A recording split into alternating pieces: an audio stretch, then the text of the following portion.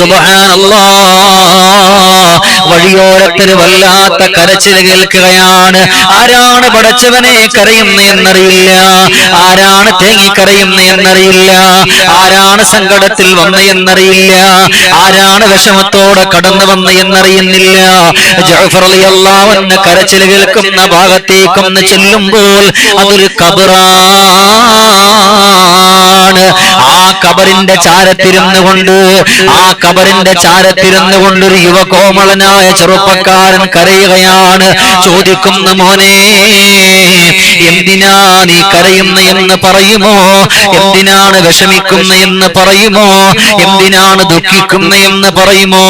ഉടൻ തന്നെ വിടന്ന് പറഞ്ഞു കൊടുക്കുന്നു, വല്ലാത്ത സങ്കടമാ.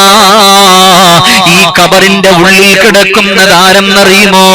എന്റെ ഉമ്മയാണ്, എന്റെ ഉമ്മയാണ്.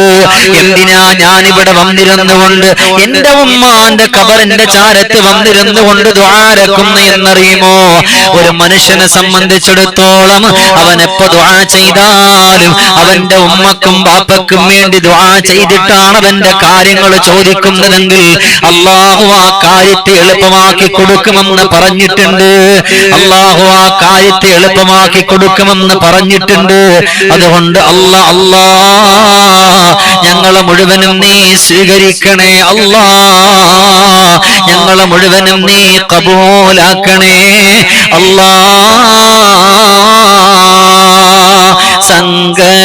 സങ്കടത്താലേ കരഞ്ഞു ചാരേ ഇരുന്നില്ലേ, പരിമളനൂറിന്റെ വാക്കു കേട്ട് ജ്വലിച്ചില്ലേ,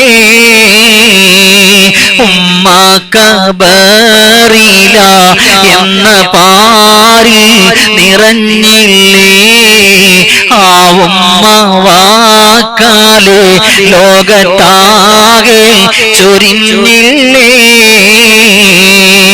അല്ലാഹുവേ, ഈ ഖബറിന്റെ ഉള്ളിലുള്ള എന്റെ പ്രിയപ്പെട്ട ഉമ്മയാണ്, ഈ ഖബറിന്റെ ഉള്ളിലുള്ള എന്റെ പ്രിയപ്പെട്ട ഉമ്മയാണ്. ആ ഉമ്മയുടെ സങ്കടങ്ങൾ എനിക്കറിയില്ല. എന്റെ ഉമ്മ ഖബറിലാണ്, ഖബറിന്റെ വേവലാതി എനിക്കറിയില്ല, ഖബറിന്റെ സങ്കടം എനിക്കറിയില്ല, ഖബറിന്റെ ദുഃഖം എനിക്കറിയില്ല. അതുകൊണ്ട്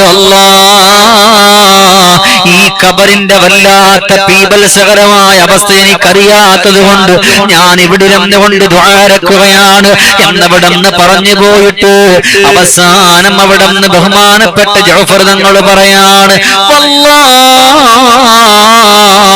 നീ ഭാഗ്യമുള്ള മോനാണ്. പ്രിയപ്പെട്ട സ്വന്തം ഉമ്മക്ക് വേണ്ടി മനസ്സറിഞ്ഞുകൊണ്ട് നീ ചെയ്യുന്ന ഈ ദുആ അതൊരു വല്ലാത്ത ദുആയാണ്, വല്ലാത്ത ദുആയാണ്.